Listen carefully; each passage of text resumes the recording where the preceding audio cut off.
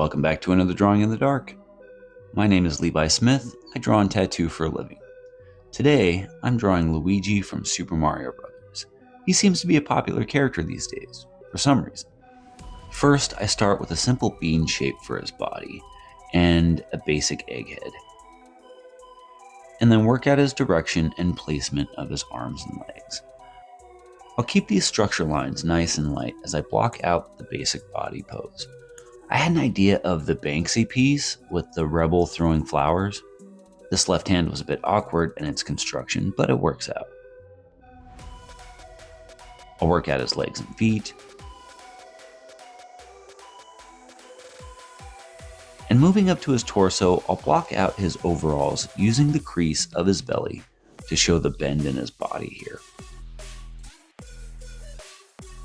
Moving up to the head, a quick center line tells me where his big nose goes, and then I can draw the other features around it. Of course, using basic shapes to block all these elements out. He doesn't normally have heavy eyebrows, but I give him some here. With the primary features blocked out, I'll add his hat. I don't know the name of this kind of hat. If anyone does, drop it in the comments. With his head and figure blocked out, I start to define the elements, such as refining his left hand, adding a finger, and building up the glove. There's an interesting history to the white glove in cartoons. Anyone familiar with it? Moving on to the right arm, I want him holding a classic Super Mario Bros. Fireball. These fingers could be a lot better, but didn't turn out too bad. I'll add some simple flames around the ball. Next, I want to add a layered background. So I'll start with a ground line and develop out some cube shapes, scattered around like rubble.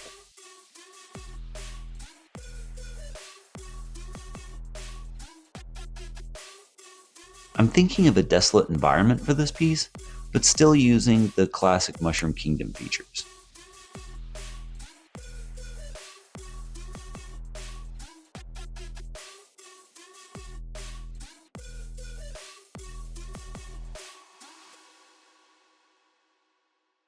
I'll work up some more detail in the overalls, adding in some wrinkles to his shirt, pants, and some frayed holes at the bottom hem.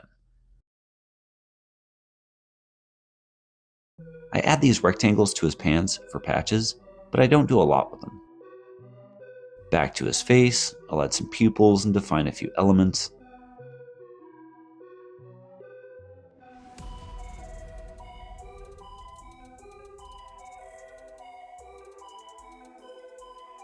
I'll add some extra fire detail in the fireball and hand. These squiggle lines down his arm and torso are indicators for shadows. I'll have the major light source come from the fireball. These shoes are simple as they should be for Mario or Luigi. They will gain definition with the lighting.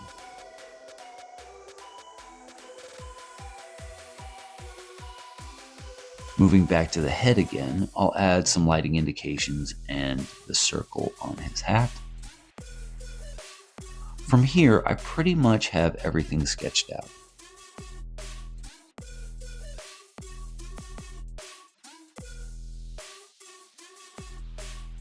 I'll add some details to the background elements before getting into some reinforcement of that background.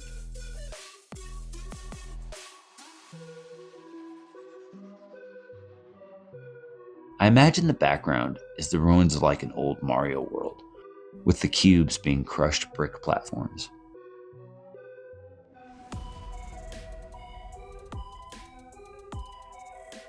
And I'll add an old mystery block into the rubble.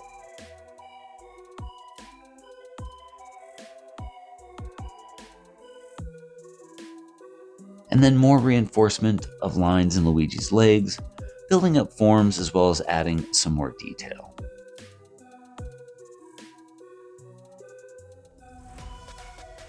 Luigi first appeared in the 1983 arcade game Mario Bros. And was simply a recolor of the original Mario sprite design.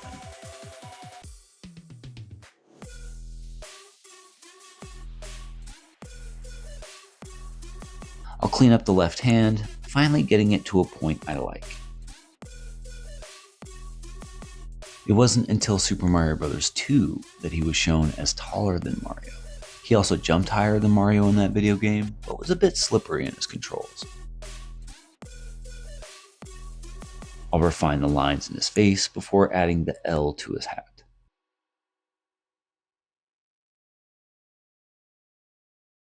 I wanted to thicken the contour lines of his body, especially where it will be more shadowed in. For these videos, I'm using a simple big ballpoint pen and an 8" by 8" Illo sketchbook. I think it's about 90-pound paper. The sketchbook doesn't handle alcohol markers like Copics very well, but overall they are great sketchbooks. Not a sponsor, but I have 5 of these things so far. Drawing in pen, especially for these videos, allows me to show the construction process easier and simplifies my workflow by limiting my toolset. It also forces me to work more intentionally, even with doing these kinds of exploratory sketch exercises. I'm finally getting to some shading, starting down here in the ground elements. All of the shadow decisions I'm making are based off of the fireball as a light source, which becomes more obvious once I start shading his body. As I build up this shading, I'll share a few facts I learned about Luigi as a fictional character. Luigi and Mario are actually twins, and Luigi's full name is Luigi Mario, leaving me to believe that Mario's full name is Mario Mario. The Mario Brothers were created by Shigeru Miyamoto, and Luigi is considered a coward with a kind heart. While he's always been player 2 to Mario, he has gotten a lot of development over the years, and stars in a few games of his own.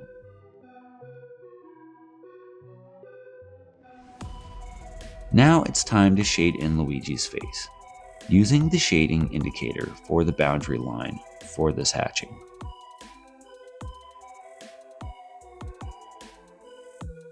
From there, I darken his eyebrows, mustache, sideburn, and hat. It's not until I shade the eyes, though, that the character really starts to come to life.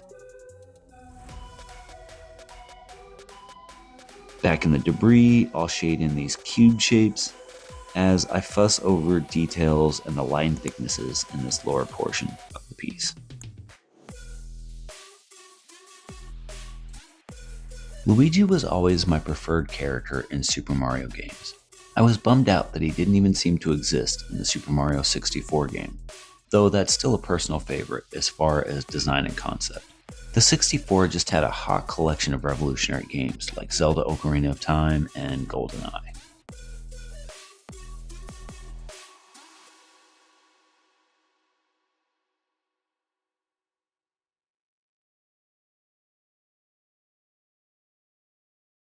I'll darken the eyes of these weird living hills. I've always liked that in Super Mario 3. The clouds and hills had eyes like they were alive or something.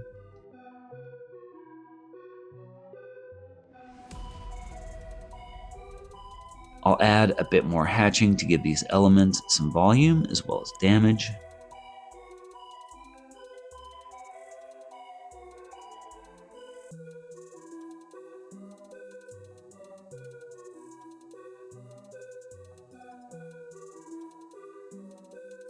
A bit more shading in the fingers around the fireball and darkening in this sleeve before I move back to the face, continuing to darken elements.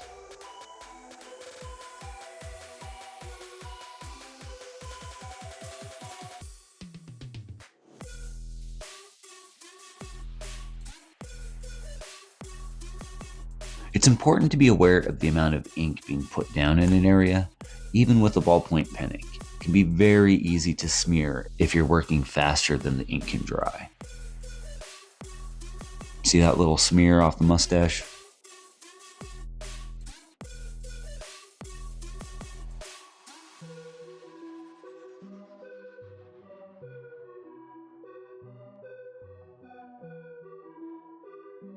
I'll shade in some nooks and crannies and continue to noodle around with various elements, as well as darkening the shadows I've established. You'll notice that the contrast effect of these shadows helps the whole figure stand out more, and have more dimension in the scene itself.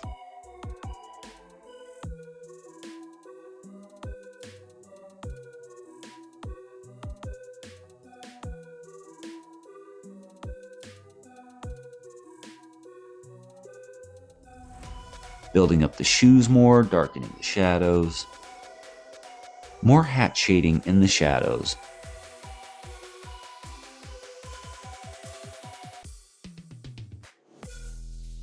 more hat shading in the shadows of the legs before working up this right shoe.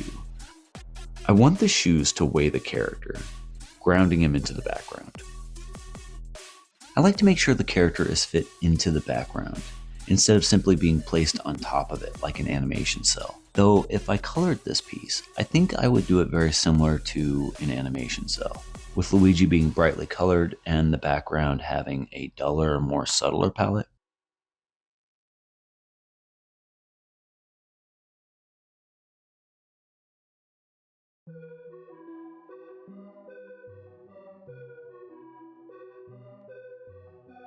I add even more detail to the background elements and add a bit of smoke to the rubble, making it feel fresh.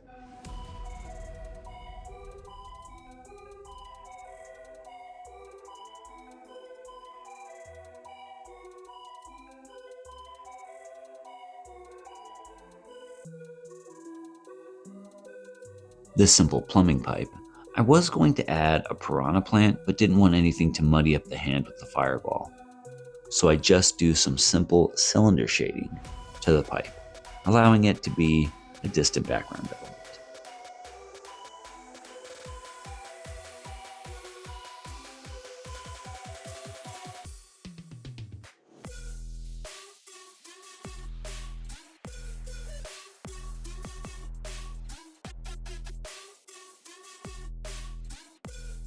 More volume shading in the background, building this area around the mystery block.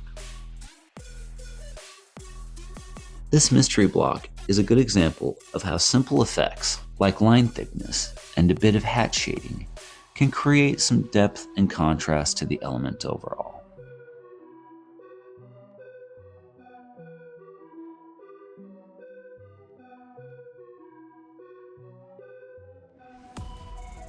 Luigi has taken on some new cultural undertones recently. Though I still mainly see him as a Mario brother, he seems to have a new role.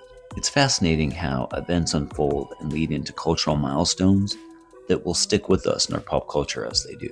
And of the characters I would expect to be seen as stand-ins for modern revolutionaries, Luigi was not one of them. Yet here we are, as we watch a global empire go through the process of corporate liquidation. A second fiddle video game character becomes a symbol of resistance against the encroaching privatization of public trust.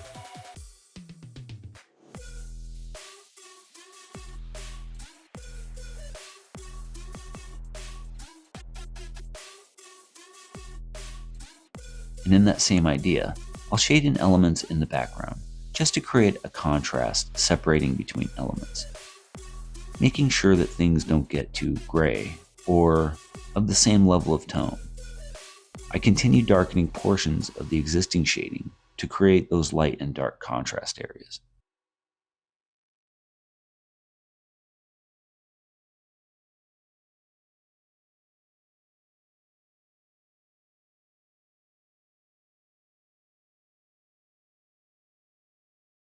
As I build these elements up and add a few greebly details, I want to make sure that elements are distant from each other and don't interfere with the character work, creating tangents or areas that seem to blend, merge, or morph into elements they shouldn't be. Something not just AI can have trouble with. At least I'm not adding too many fingers.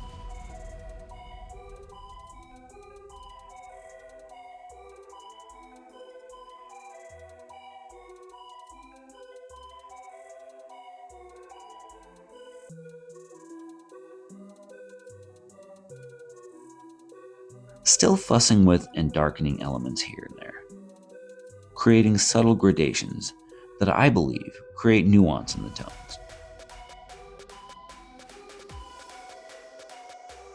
I'll do some reinforcement lines in the fire, cleaning up and making the element here more obvious.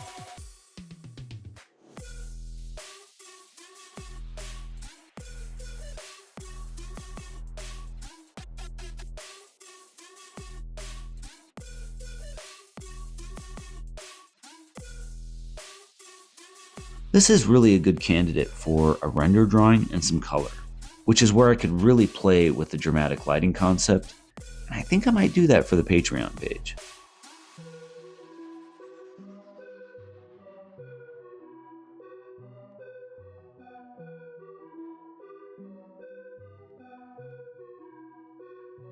This final stage of the piece is all about the little more here, little more there kind of fine-tuning I love to do.